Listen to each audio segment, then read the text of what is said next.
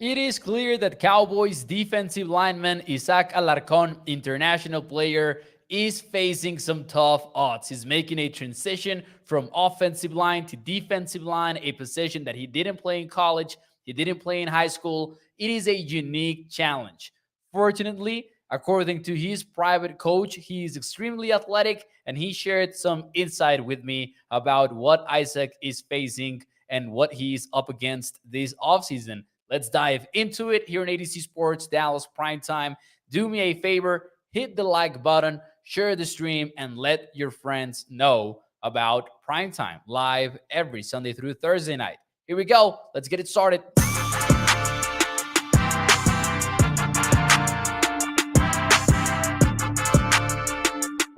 What is up, everybody, and welcome into A to Z Sports Dallas Primetime. I am your host, Mauricio Rodriguez, streaming with you live every Sunday through Thursday night at 8 p.m. Central here on Dallas On Demand Sports Talk Network with a lot more content coming your way. Make sure that you check out atozsports.com/Dallas. And as always, remember that Primetime is brought to you by our friends over at freemanmazda.net. We will talk more about them and the ride of the week in a few moments here on the show. But before we get into any of that, though, I talked to trench warfare coach Brandon Tucker this morning, and I'm excited about it because you know who I asked about. I asked about Isaac Alarcon. What a perfect moment to talk about the Mexican player fighting for a roster spot with the Cowboys for the fourth consecutive year. Unique season, though, for Isaac because he is no longer under the protection of the International Player Pathway program, which means that he is no longer a roster exemption for Dallas. That means that if he's on the 90-man roster, as he is right now, he counts towards the player limit. If he makes the practice squad, he will count towards the player limit of the practice squad. That is the big difference for Isaac as opposed to the last 3 years. And now he's also playing defense. That is not an easy ask that the Cowboys are making of Isaac. And it's tough to know what to make of it. And today, what I did was I dialed up his private coach's number. So you guys probably know Duke Manyweather. He worked with him on the offensive line side of things. Now he needed a defensive line coach, and he got none other than Mr. Brandon Tucker. We talked to coach, and he offered some interesting insight. Let's see what he had to say, and let's get it started here because I thought that he had some fantastic lines about what he's up against. First, I asked him about facing that challenge and what were his traits that could translate into the next level. Here's what he had to say. He is extremely athletic. He's got great mobility. He's got great edge. He's very, very eager to learn. He's very intelligent. And so I can tell him to do things one time, and he does it. And it's just, how soon can he put it all together? And, what I had mentioned here on the show earlier was that, when it was reported that Isaac was going to move to the defensive line, is that I thought, nose tackle, easy transition, because there's not a lot of things going on at nose tackle. And this is not to say that there isn't technique there, but maybe he doesn't have to have a full repertoire of pass rush moves, for example, or maybe he doesn't have to have the handwork that a three technique has or a defensive end has. That was my theory. Asked him about it, asked coach about it. Here's what he had to say to that. He's going to still have to learn how to play the three technique as well. But what you mentioned is what's going to be difficult for him is because he's so tall, teaching him to play with low pad level. And so that's the focus of what we're doing. Obviously, at the nose position, he's going to be expected to demand double teams. And so we're keeping it very simple, making sure that he's always going north and never going south, and making sure that he understands to run his feet after contact. And so playing with low pad level, running his feet, and always going north at the nose position. If he can do those things, and then we get him to understand some pre-snap visual keys, and then some post-snap visual keys, he should be okay because of his elite athleticism.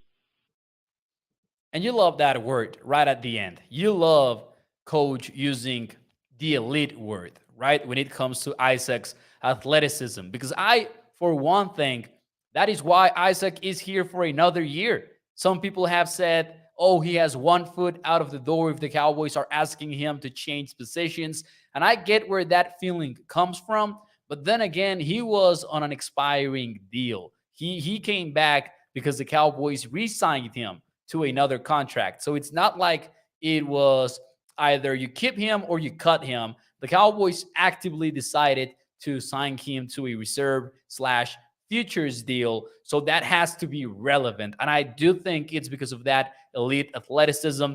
My takeaway there 100% is the fact that the coach mentioned, you're talking about playing with a low pad level for a guy that is 6'7", so kind of a mixed bag there.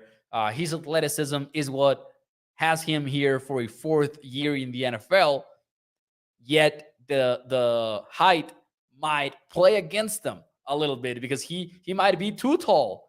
And I don't want to use those 2 words in order to refer to Ed Too Tall Jones, obviously, but he might be too tall, right, to play defensive tackle and especially, nose tackle. So that might be an issue for him. But if he can get those pads low enough, he could be a force.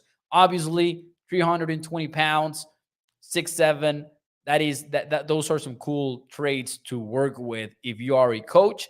Finally, I also asked them, among other things, and you will be able to read the full article probably tomorrow at adzsports.com about what I talked about with Coach Tucker, who also has worked with Neville Gallimore, Tristan Hill, Sam Williams, DeMarcus Lawrence. Multiple Cowboys players have gone through Coach Tucker's work. And I asked him about Isaac, just what does he think about the guy, and what does he see in him as a player and as a person. Here's what he had to say. He's a tremendous young man. Very, very, very respectful, very intelligent. He's eager and hungry to learn. I think he understands the position that he's in. And the best part about this process with me is he's always wanting to work. It's never a situation where I have to ask him to say, hey, let's get in the lab and get to work. It's always, hey, he calls me Papa. He goes, hey, Papa, let's get to work. And so I'm like, whenever I'm available, and we work as much as we can. And so,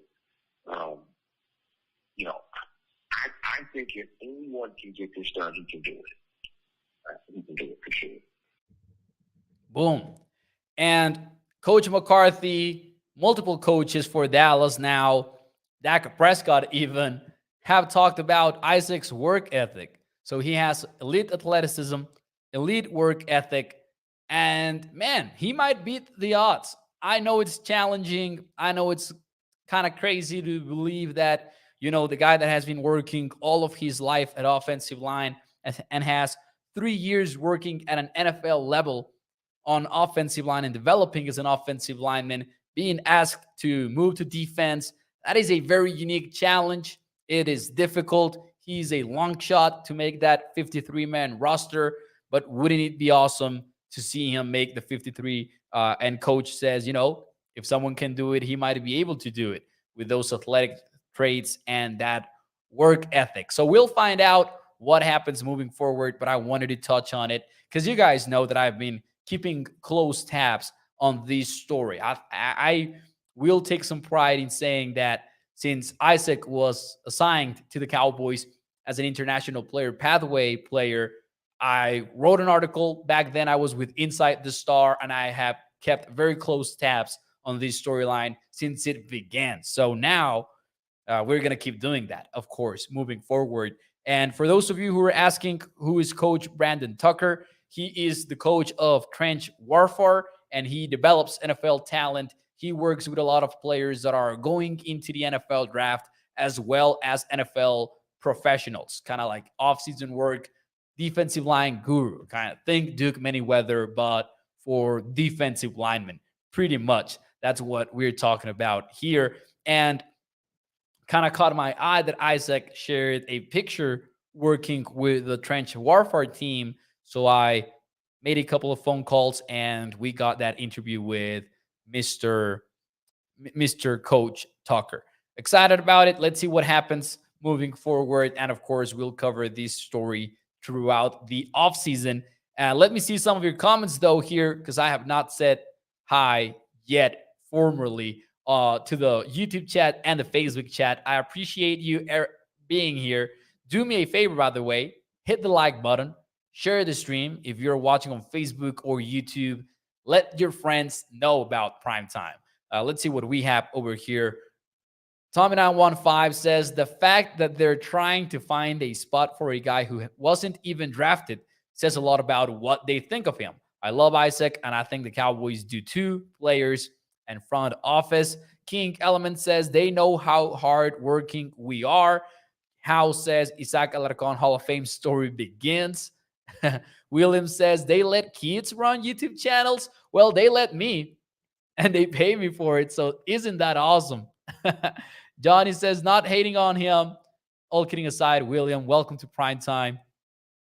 Thank you for being here. Thank you for tuning in. Johnny says not hating on him, but it's not happening. I would rather see them give that roster spot to someone else, says Johnny Woods. Mark Aaron says, I bet Coach Tucker drives that 51K Mazda. He probably has a garage full of Freeman Mazdas, honestly.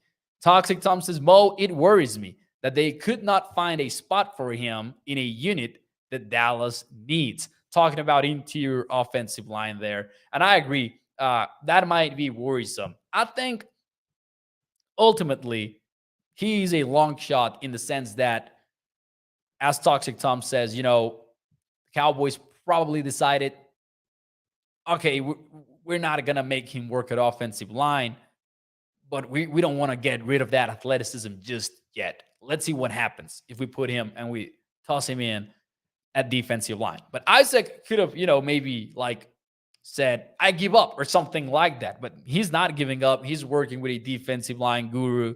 He's putting in the work, as everyone has told us that he usually does. Now, speaking of that, and speaking of the Cowboys' positions of need, I wanted to tie the show together.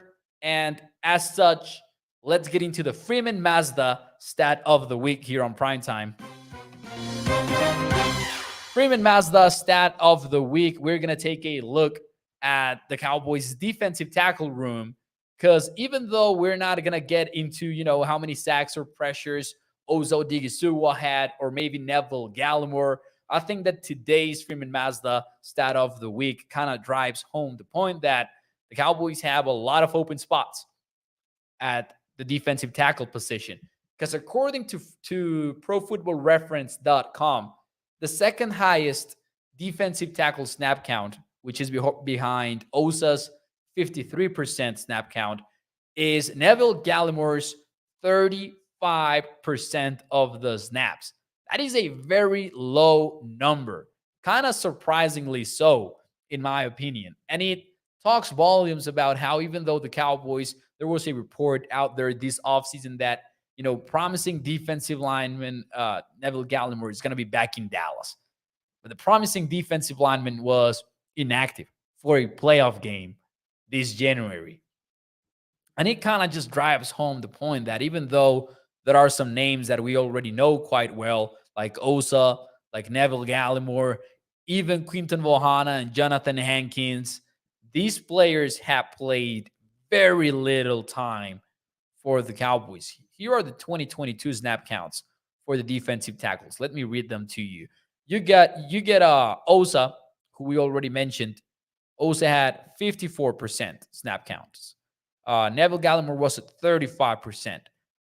Quinton Vohana was at 23%. And then you get Tryson Hill at 12%. Jonathan Hankins, 10%. Obviously, some of these players, we should also mention there was health.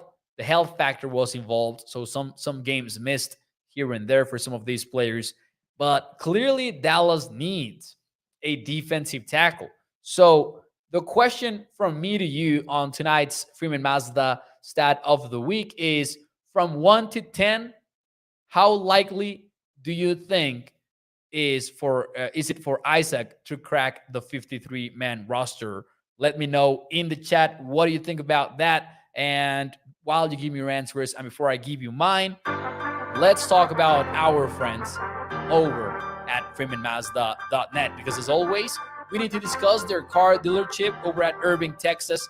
A family-owned business, has been so for over 65 years, and you can check out their wide range of new and used vehicles over at their website or the dealership, FreemanMazda.net. As always, we also need to discuss the ride of the week. In this case, it is the new 2024 Mazda CX-90 3.3 turbo premium all-wheel drive. This one starts at $51,495.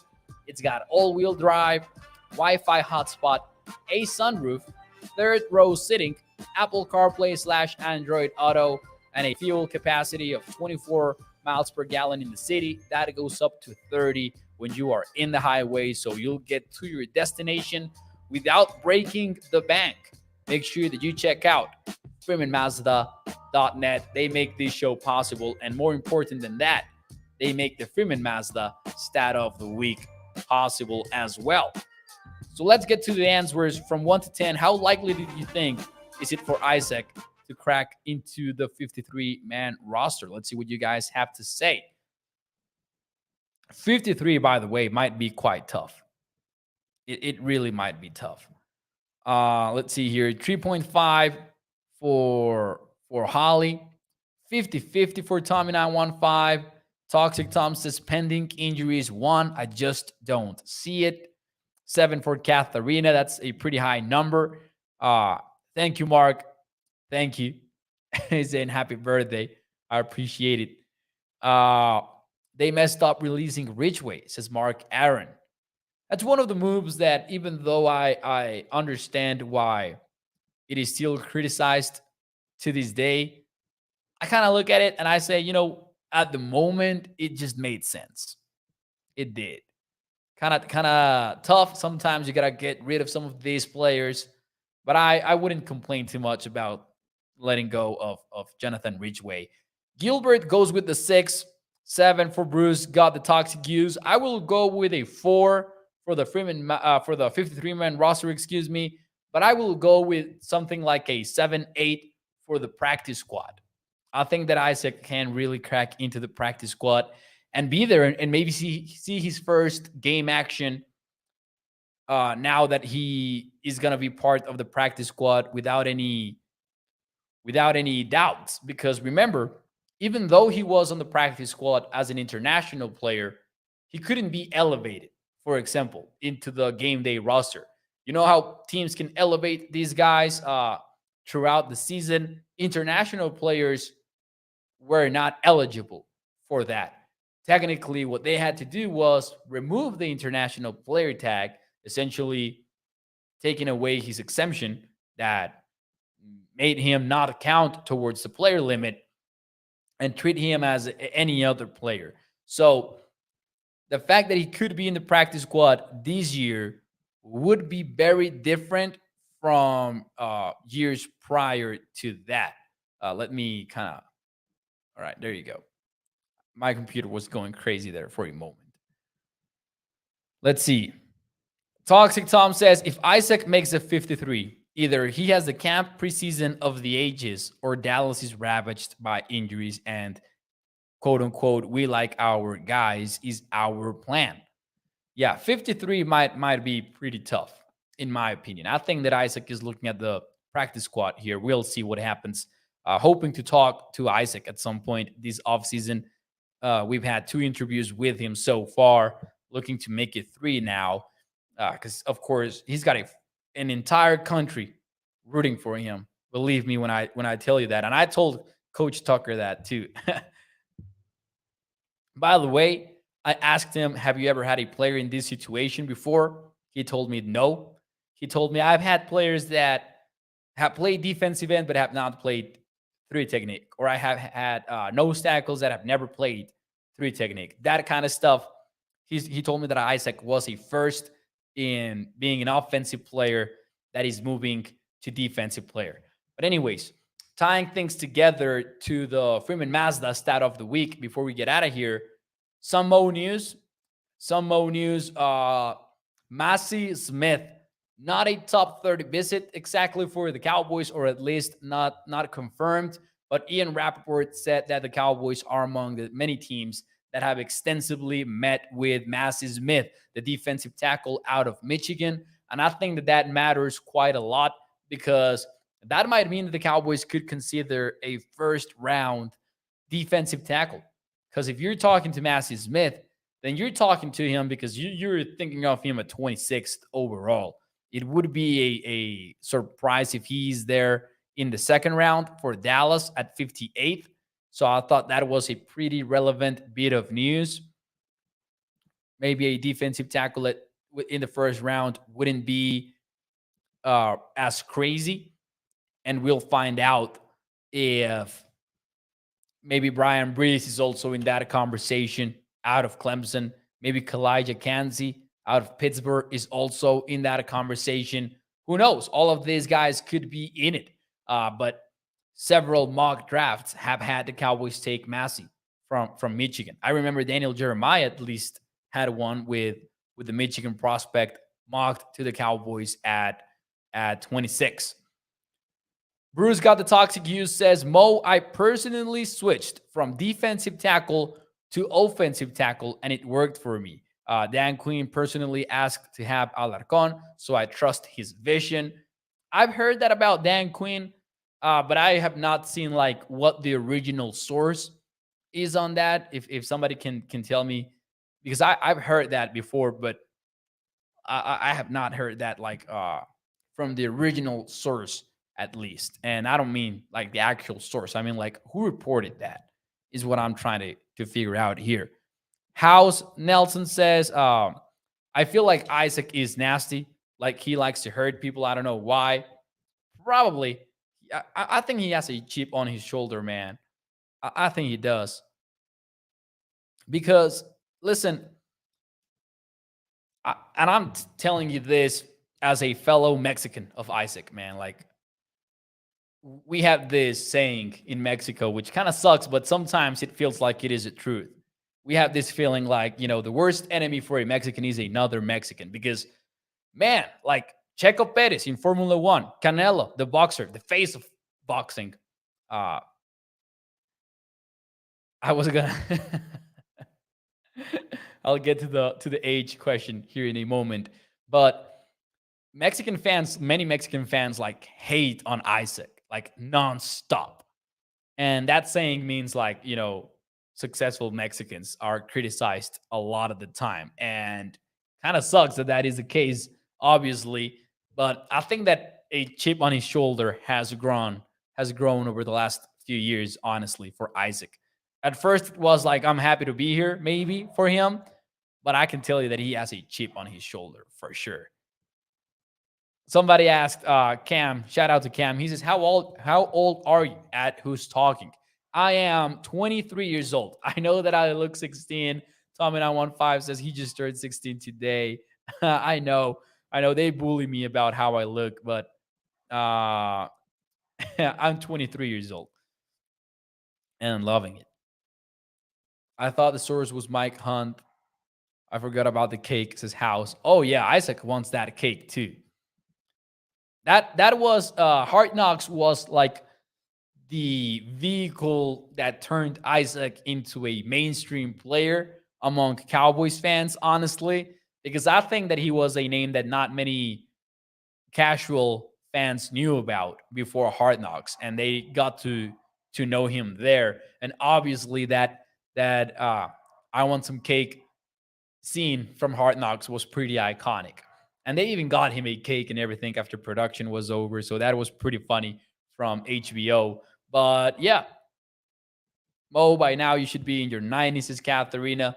Yeah, at this rate, getting birthday wishes every day here on the chat. Yeah, I should be like 90 now. Stop bullying Mo chat. Holly says, when I was 23, I was outside. I'm not exactly sure what that means, but I'll take it. Anyways, ladies and gentlemen, that will be it for me tonight. Short show this Wednesday night, but we might get a few of those over the next few weeks as football kind of slows down until the NFL draft. But tomorrow night, busy show. So make sure that you tune in as every Sunday through Thursday night at 8 p.m. Central. I appreciate every one of you for tuning in. Do me a favor and hit the like button. Share the stream if you're watching on Facebook, YouTube, or Twitter. Let your friends know about Primetime. Thank you so much. And as always, this show is brought to you by our friends over at freemanmazda.net. I will see you mañana. Muchísimas gracias. Hasta mañana.